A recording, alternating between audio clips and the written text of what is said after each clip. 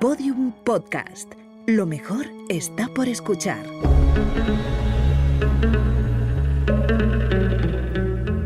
Dentro de la pirámide, con Nacho Ares, en Podium Podcast.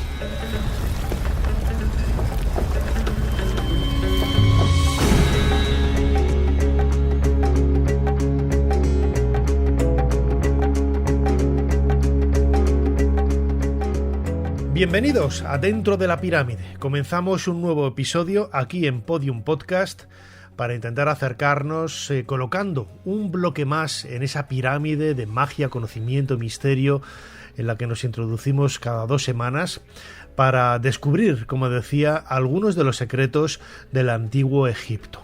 Ya sabéis que debéis suscribiros al podcast, no es una obligación, pero bueno, yo lo comento un poco así, a través principalmente de la aplicación de Podium Podcast. Ahí vais a tener todas las herramientas para poder interactuar con nosotros, aunque hay otros grandes agregadores de audio como iVoox, Spotify, hay un montón de plataformas, no las recuerdo ahora todas, pero en la propia página web de Podium Podcast ahí están todas las formas para poder conectar con nosotros y escuchar puntualmente este audio, este episodio, este programa. Recordad también que tenemos un canal homónimo en YouTube, Dentro de la Pirámide, en donde todos los domingos a las 8 de la tarde, hora de Madrid, tenemos un vídeo con chat en directo o un vídeo en directo, en streaming, con un chat también en directo.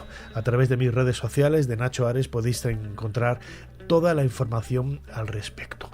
Pero en esta ocasión vamos a viajar a una de las épocas más apasionantes de la historia de Egipto, quizás por el legado increíble que hay alrededor de la figura de Ramsés II.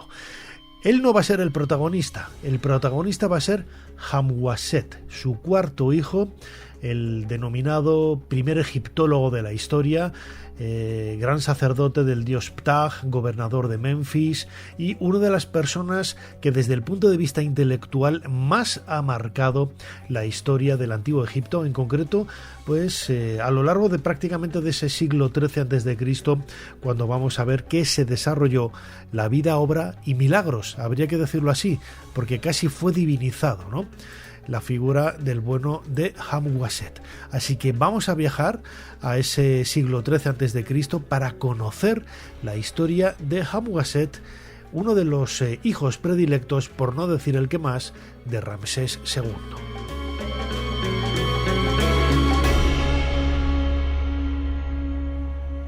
Dentro de la pirámide, un viaje a los secretos del Egipto faraónico, con Nacho Ares, en Podium Podcast.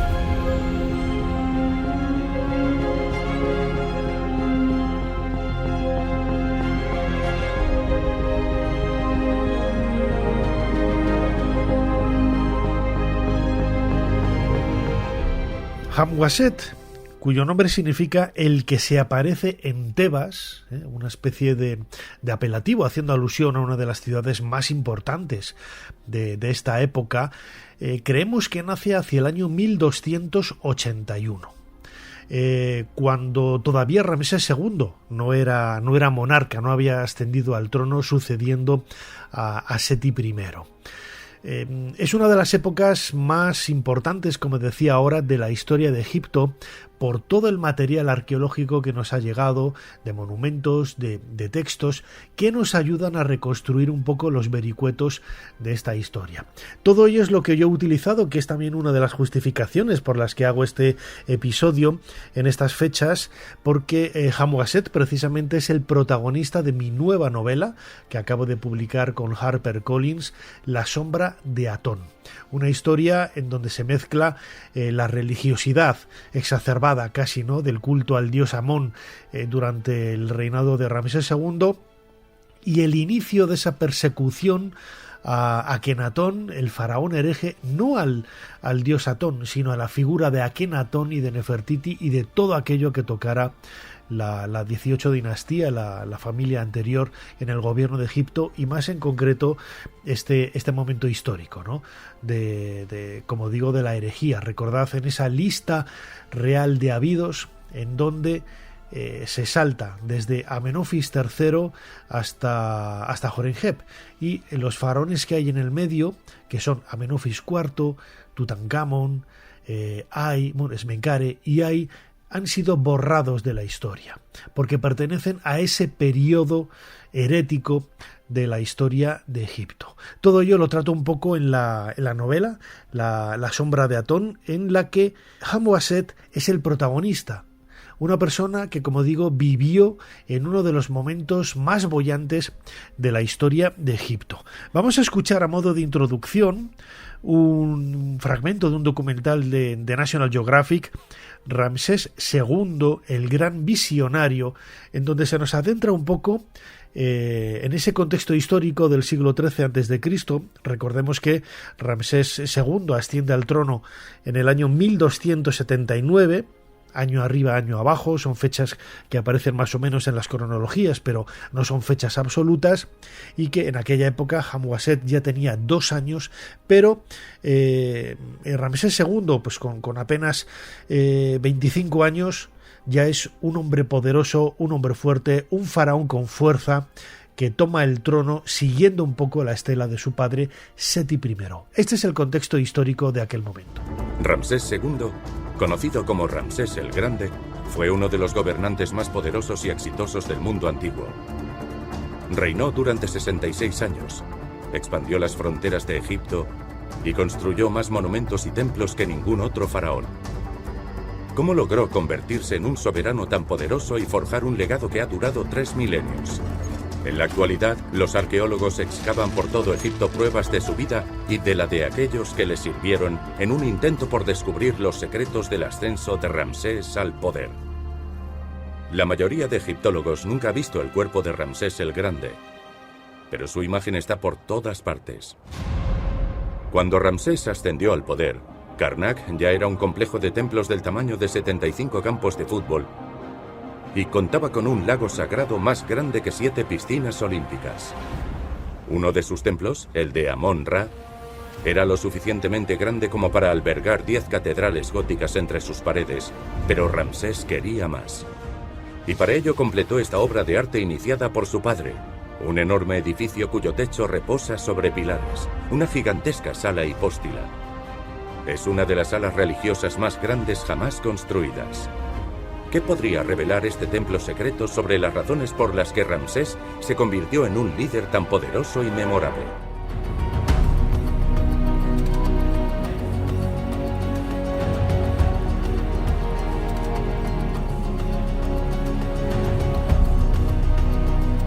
Dentro de la pirámide, con Nacho Ares, Podium Podcast.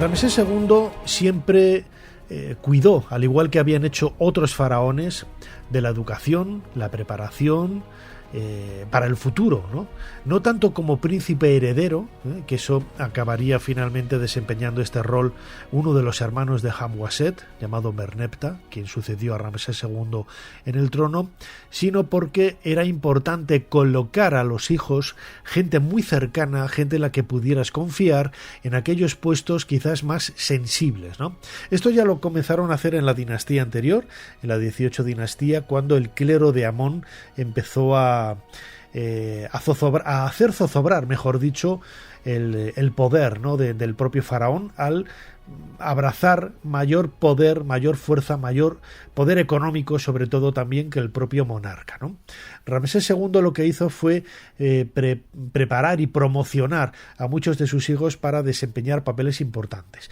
En el caso de Hamwaset, el príncipe Hamwaset, él fue ascendido a gobernador de Memphis, y uno de los cargos más importantes que tuvo a lo largo de su vida, el de gran sacerdote, sumo sacerdote del templo de Ptah, en esta ciudad de Memphis. Ptah es una de las divinidades más destacadas en la historia de Egipto, una divinidad que hoy hemos heredado muchos aspectos, de ese culto menfita, El dios Ptah era el que creaba por medio de la palabra. Cuando nosotros leemos en el Evangelio de San Juan el verbo se hizo carne, realmente estamos viendo que el hecho de la creación por medio de la palabra es algo que ya se ha tomado o que ya se entendía que existía en el antiguo Egipto.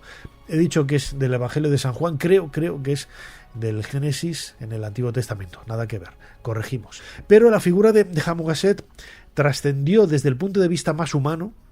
Hay que pensar que el eco que dejó, aún no siendo faraón, aún no llegando a gobernar, heredar el trono de su padre Ramsés II, pues fue un personaje absolutamente icónico en la historia de Egipto, no solamente por los cargos políticos que desempeñó y el cargo religioso, sino también por ser un gran mago.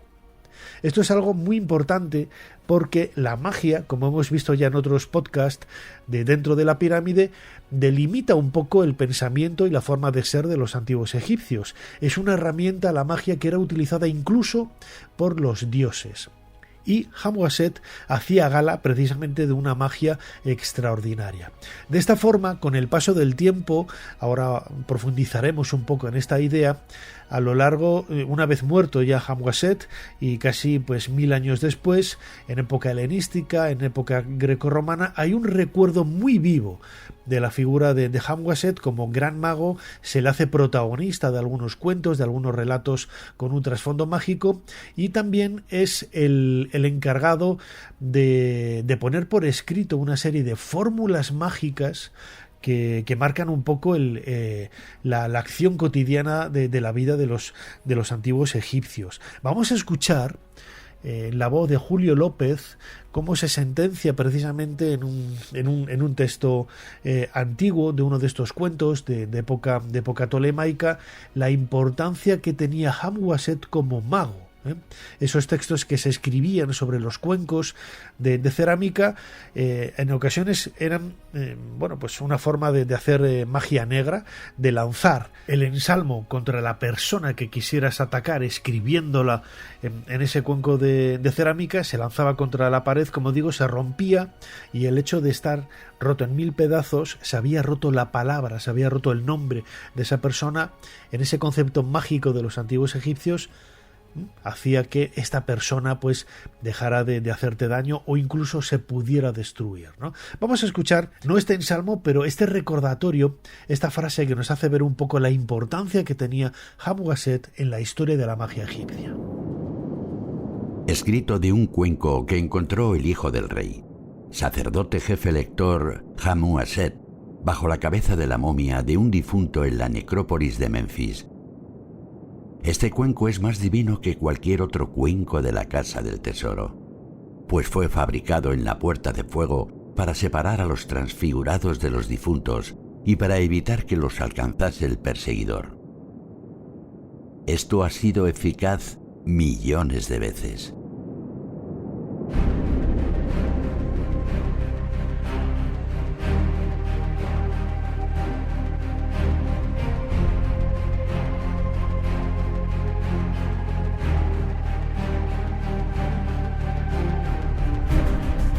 Nada de esto hubiera ocurrido si Hamuraset no hubiera vivido en un momento boyante de la historia de Egipto, lo decíamos antes, ¿no?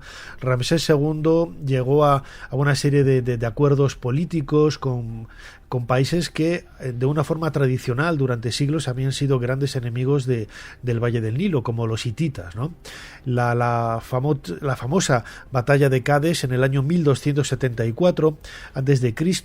se dirime en un encuentro en tablas, ¿no? Nadie ganó, nadie venció, aunque los egipcios y los hititas decían que cada uno de ellos había vencido, pero lo cierto es que tenemos que esperar casi 15 años, al año 1259, cuando se firma el Tratado de Paz. Cuando se habla del Tratado de Paz de Cades, no es algo que se firmara al día siguiente, no, hay que esperar 15 años. Y a partir de ahí se genera un hábitat y un ambiente de paz, de sosiego, de tranquilidad, que es lo que permite que Hamuraset pueda desarrollar muchos de esos proyectos de una forma singular, ¿no? Él no hubiera podido realizar la restauración de monumentos, por ejemplo, por eso se le denomina el primer egiptólogo de la historia, porque tuvo la sensibilidad de, al observar monumentos de la necrópolis de Memphis, que ya en aquella época tenían casi 1500 años, como por ejemplo las pirámides, tanto las de Giza como las de Saqqara, pues tuvo, como digo, la sensibilidad de dedicar su tiempo, esfuerzo a la restauración de estos lugares, ¿no? Hasta nosotros han llegado algunos textos, por ejemplo, en la cara sur de la pirámide de Unas vemos una inscripción fechada en el reinado de Ramsés II, en donde el príncipe Hamwaset restaura este monumento que ya en aquella época, pues más de 1000 años, 1200 años después de haber sido levantada, la pirámide del faraón Unas de la quinta dinastía, pues estaba en un estado de conservación bastante precario, y él fue el encargado de realizar esa restauración y esa construcción. Como digo, esto no hubiera sido posible si no fuera gracias a ese ambiente de paz, de estabilidad que se vivió durante el reinado de Ramsés II. Vamos a escuchar un nuevo fragmento de ese documental de National Geographic, Ramsés II, el gran visionario, en donde la egiptóloga Colin Darnell nos habla precisamente del contexto que hubo alrededor de esa batalla de Cádiz y la firma del tratado de la batalla de Cádiz más o menos hacia el 1259 antes de nuestra era. En el templo de Karnak, en Luxor, Colin anda en busca de pistas que expliquen el ascenso de Ramsés al poder. Ramsés era un gran guerrero y general que luchó en numerosas campañas militares y expandió las fronteras de Egipto por el este y el sur. Pero las paredes del templo sugieren que esa no es la única razón por la que se convirtió en un hombre tan poderoso. Es un documento muy importante. Se trata del texto real de un tratado. Esta pared de 3300 años de antigüedad alberga 38 líneas de inscripciones jeroglíficas que describen en detalle el primer tratado de paz de la historia. Una promesa de alianza sin precedentes entre Ramsés y sus enemigos mortales, los hititas. Es increíble ver el texto de un tratado real. Es el documento que firmaron dos grandes potencias, Egipto por un lado y los hititas por el otro. Esto demuestra que Ramsés no solo luchó en guerras, también las concluyó. La paz permitió a Egipto prosperar y a Ramsés volverse más rico y poderoso. Ni los hititas ni los egipcios podrían atacar al otro, y si a alguno de los dos los atacaba un tercer pueblo, ambos lucharían juntos como aliados. Gracias al tratado de paz entre los egipcios y los hititas, el llamado Tratado de Kadesh, Ramsés puso fin a una guerra de 20 años contra los hititas. Las guerras son muy caras, por lo que al proclamar la paz, Ramsés garantizaba la estabilidad y la prosperidad de su reinado. Eso permitió a Ramsés centrarse en acumular riqueza y construir templos y monumentos que homenajeaban sus grandes logros. Muchos faraones, incluido Ramsés, usaron la propaganda, pero en el caso de este tratado de paz, era un acuerdo real con un rey extranjero real. Eso demuestra que Ramsés quería que todo el mundo supiera que era un gran diplomático. Ramsés demostró que era el rey definitivo. Y para proclamarlo, no eligió Karnak por casualidad. Creo que Ramsés mostró el tratado de paz aquí en Karnak en contraposición a sus hazañas militares. Hizo lo que tenía que hacer para mantener el orden en nombre de los dioses egipcios.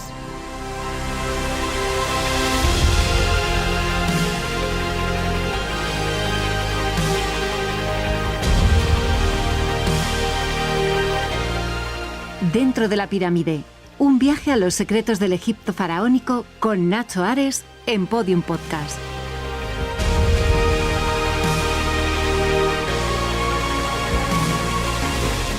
Podríamos decir que Hamwaset fue, como la diosa Isis, grande en magia. A él se le achacan una serie de relatos. Está, por ejemplo, el cuento de Hamwaset y Naneferkaptah, que es de época helenística, de época tolemaica, o el cuento de Setne y su hijo Siosiris. Luego escucharemos algunos fragmentos de estos relatos, pero es llamativo, ¿no?, ver cómo, pues, casi 1000 años después del fallecimiento de Hamwaset, no voy a decir que se le diviniza, porque no sucede lo mismo que había pasado con Imhotep, por ejemplo, 2000 años después casi se le diviniza, sino que es protagonista, pasa a ser protagonista de una serie de relatos o de historias sapienciales con una moraleja con las que se intenta transmitir una serie de aspectos educativos, ¿no? Para no solamente para la juventud, sino haciendo gala de la moral de la que hacía gala, valga la redundancia, la cultura faraónica. Hamwaset, como hijo de Isis Nofret, una de la segunda gran esposa real de Ramsés II, no pasó desapercibido en este sentido, ¿no?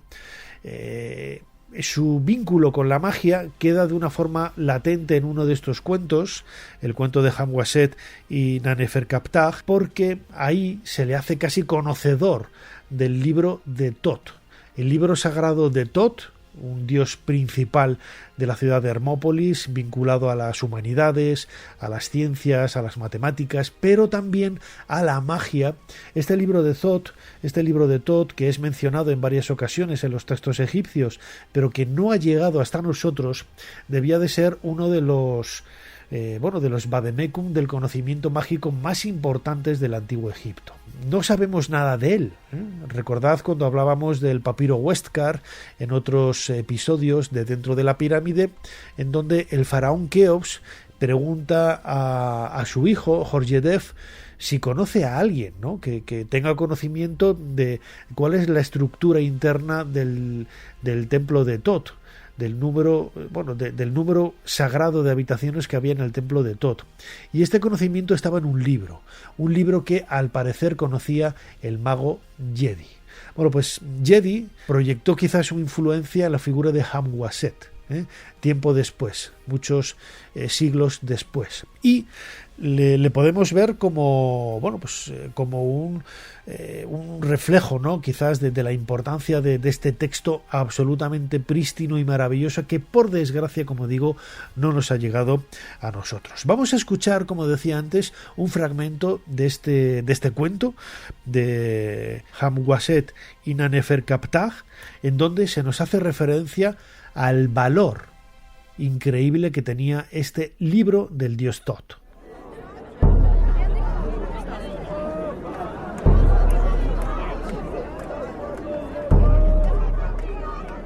Poco después tuvo lugar una procesión consagrada a Petah y Naneferkaptah fue al templo para participar en ella.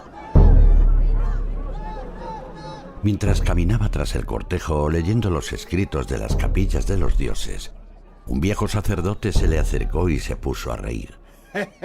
Naneferkaptah le preguntó: ¿por qué te ríes de mí? Y el sacerdote respondió: no me río de ti. Río porque las inscripciones que estás leyendo no tienen ningún valor. Si lo que deseas es leer escritos poderosos, acompáñame y te llevaré al lugar donde se encuentra el libro que el mismísimo Tot escribió con sus propias manos cuando bajó a la tierra tras los demás dioses. Contiene 2 conjuros. Si recitas la primera fórmula, encantarás el cielo, la tierra, el inframundo, las montañas y los mares. Podrás entender todo lo que los pájaros del cielo y las bestias que se arrastran dicen, y verás los peces de las profundidades que se encuentran bajo los 21 codos divinos de agua. Si recitas la segunda fórmula, sucederá que tanto si te hallas en el Amenti como bajo tu forma terrenal, podrás contemplar al mismísimo Ra cuando aparece en el cielo con su Enéada y aún la luna en su despuntar.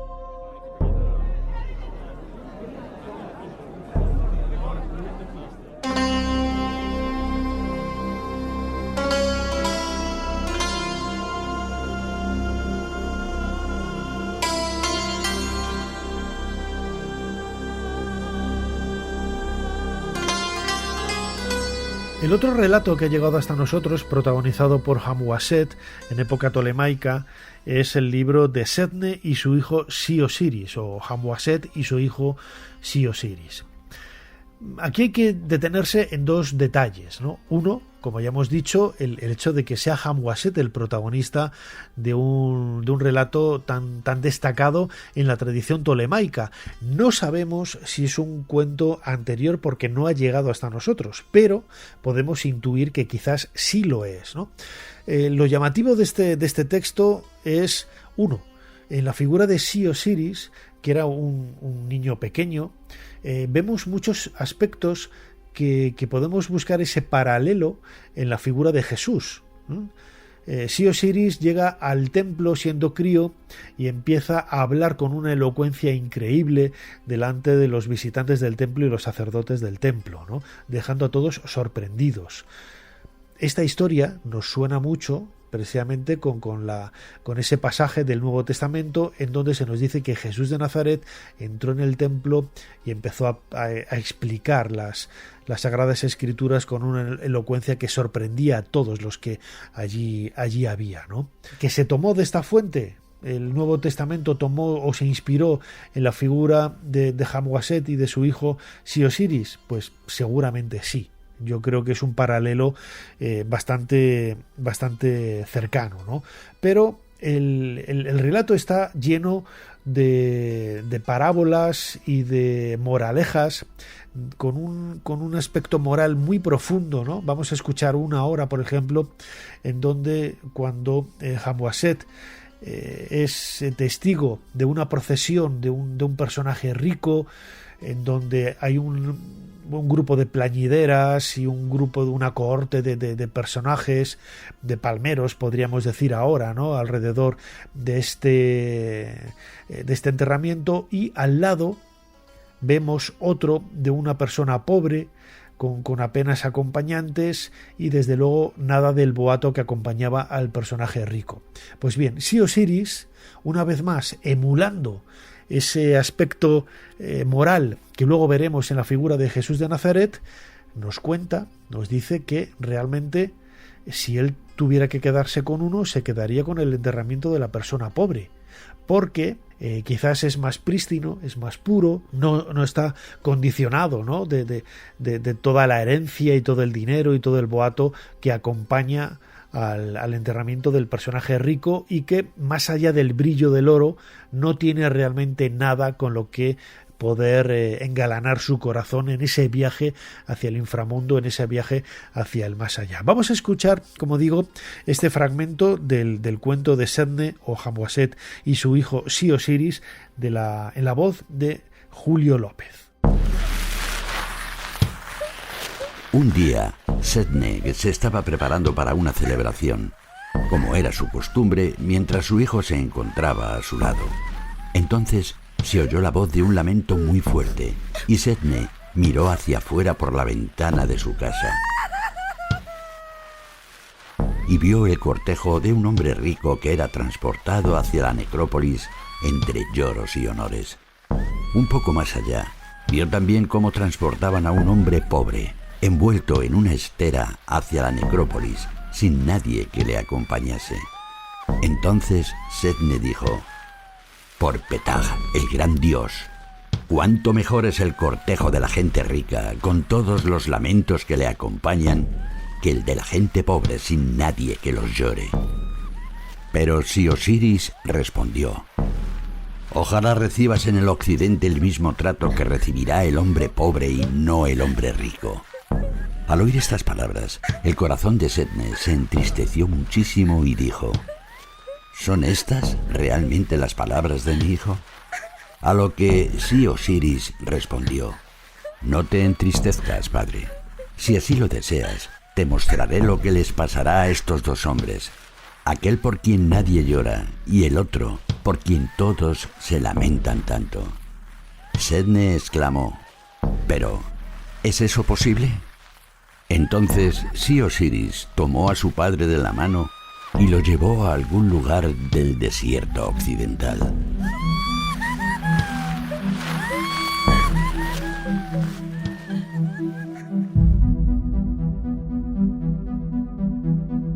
Dentro de la pirámide, con Nacho Ares, Podium Podcast. Hamwaset es visible no solamente en esculturas que han llegado hasta nosotros, relativamente numerosas, ¿no? Yo conozco, por ejemplo, en Viena, en el Museo del Cairo, por supuestísimo, en el British, pero también hay muchos relieves, ¿no?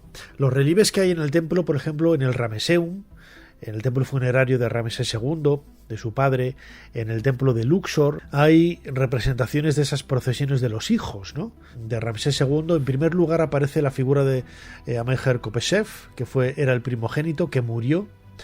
Luego aparece Merneptah, que es quien heredaría el trono de Egipto, y aparece en cuarta posición la figura de Hamwaset, siempre uno de esos primeros puestos en esas procesiones en donde aparecen muchos de los hijos del faraón Ramsés II. El misterio de su tumba es algo que todavía machaca la cabeza de los egiptólogos, ¿no? Encontrar la tumba de Hamwaset sería encontrar uno de los grandes tesoros de la historia de Egipto, ya parezca intacta o saqueada, ¿no? Sabemos que debe de estar en Saqqara, en algún lugar de Saqqara, no muy lejos de la pirámide escalonada. ¿Por qué digo esto? Porque Hamwaset fue el mandatario que ordenó erigir, mejor dicho, construir bajo tierra el Serapeum. Los enterramientos de los toros Apis sagrados vinculados al templo de Ptah en Memphis, templo en el que Hamwaset era el máximo exponente. Bueno, pues sabemos que Hamwaset precisamente fue el que mandó ordenar estas galerías subterráneas para los gigantescos sarcófagos de piedra de los toros Apis. Cuando Mariette descubrió en la década de 1850 este Serapeum, derribando con pólvora el muro que unía los enterramientos mayores con los menores, encontró una momia de aspecto antropomorfo, con una máscara de oro y algunos vestigios que parecían dar a entender estaban relacionados con Hamwaset. Pero esta no era la momia de Hamwaset, era una especie de momia votiva construida a partir de toros sagrados Apis, dando forma a un cuerpo humano, pero que en realidad en su interior lo que había era el relleno de estos toros Apis. Estos elementos hoy se pueden ver en el Museo del Louvre en París, y en algún lugar del Serapeum o en algún lugar cercano tiene que estar la tumba de Hamwaset, este sacerdote de Memphis y uno de los principales adalides del culto al toro Apis, ¿no? Durante su vida él tuvo que enterrar a 2 o 3 toros Apis, que son precisamente algunos de las historias que yo relato también en mi última novela, La sombra de Atón. Pero ¿dónde está la tumba de Hamwaset? Algunos la han buscado también en la KV5, la tumba de los hijos de Ramsés II del Valle de los Reyes, la necrópolis en donde están los grandes soberanos del Imperio Nuevo, del Reino Nuevo, entre el 1500 y el 1000 a.C., donde está la tumba de Ramsés II, y prácticamente enfrente de ella estaba esta tumba de los hijos de Ramsés II, que fue descubierta, como vamos a escuchar a continuación, en el año 1825 por James Barton, en esas excavaciones primerizas, ¿no?, que se hacían en la necrópolis de los grandes reyes de Egipto. Nos lo cuenta Mansour Boraik, buen amigo, antiguo director de la orilla oeste de Luxor, también director de todos los monumentos de Luxor, en un documental de televisión titulado Ramsés II. Merneptah era solo uno de los más de 100 hijos que se le atribuyen a Ramsés II. La exaltación de su personalidad y su objetivo final de llegar a la inmortalidad continuaría a través de sus descendientes, y Ramsés lo sabía mejor que nadie. A pesar de su grandeza, también soportó mucho dolor. Reinó hasta la edad de 90 años, y antes de morir sufrió la pérdida de muchos de sus hijos. Tal vez por eso decidió construir una tumba para preservar sus restos mortales, en un intento de garantizarles también la inmortalidad. Estamos en una de las tumbas más grandes del Valle de los Reyes, la KV5. Creemos que esta tumba, que están excavando nuestros colegas estadounidenses, es la que Ramsés II hizo construir para sus hijos. Como ya sabemos, Ramsés II tuvo más de 100 hijos e hijas. Conocemos el nombre de la mayoría de ellos, aunque hasta ahora no hemos encontrado sus cuerpos. Y por eso pensamos que esta puede ser la tumba que Ramsés II ordenó diseñar y construir para el reposo eterno de los cuerpos de sus hijos. En 1825, el arqueólogo inglés James Barton descubrió la entrada de una tumba identificada como la KV5. Sin embargo, el interior de la tumba estaba en tan malas condiciones que el arqueólogo, después de recorrer unas cuantas salas, pensó que la estructura no tenía valor. La tumba fue olvidada durante más de 150 años. En 1989, el arqueólogo estadounidense Ken Weeks redescubrió la entrada e inició una investigación profunda y sistemática. Después de varios años de esmerados estudios, en 1995 hizo un importante descubrimiento. Cuando junto con su equipo excavaba en la cámara principal, denominada Cámara 3, cayó sobre una pila de escombros y se encontró en un corredor de más de 60 metros de largo, con muchas salas a ambos lados. El descubrimiento fue considerado el más importante desde el de Tutankamón.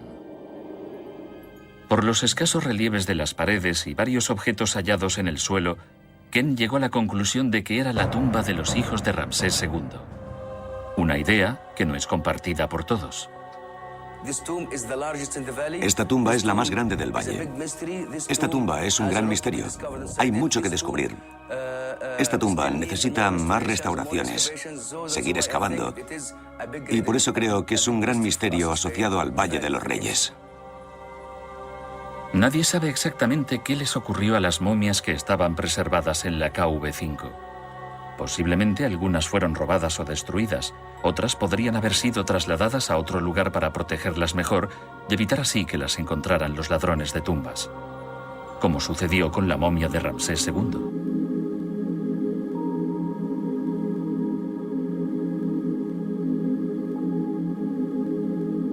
La figura de Hamwaset a mí me parece una de las más increíbles de la historia de Egipto y, por desgracia, muy poco conocida.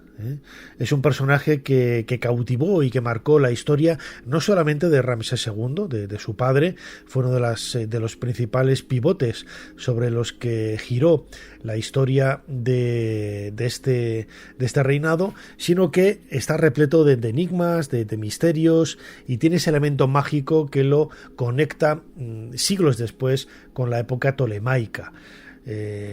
Su madre, la madre de Hamwaset, Isis Nofret, seguramente está enterrada también en el Valle de los Reyes. Hay un ostracón descubierto por Howard Carter en el año 1902 junto a la tumba de Tutmosis IV, en donde se hace un listado, se hace una mención a tumbas del valle. Es un ostracón, un texto, una lasca de piedra con texto en hierático de la época ramésida, en donde, como digo, se hace mención a tumbas que hoy están desaparecidas. Y que a mí me parece como una especie de mapa del tesoro. Es una de las piezas más increíbles que, por desgracia, no está en exposición. Está en el Museo del Cairo, en el Museo de la Plaza del Tahrir, en los sótanos, ¿no?, en los almacenes. Pero ahí se menciona la ubicación de la tumba de Isis. Seguramente sea la Isis que fue madre de Hamwaset, la segunda gran esposa real de Ramsés II. No lo sabemos, pero seguramente si apareciera esta tumba tendríamos mucha más información sobre la vida de su hijo. Lógicamente, donde más vamos a encontrar información es en la tumba del propio Hamwaset, pero por desgracia todavía no ha aparecido. Habrá que seguir excavando, habrá que seguir indagando entre los textos conocidos para intentar conocer ese último secreto de Hamwaset.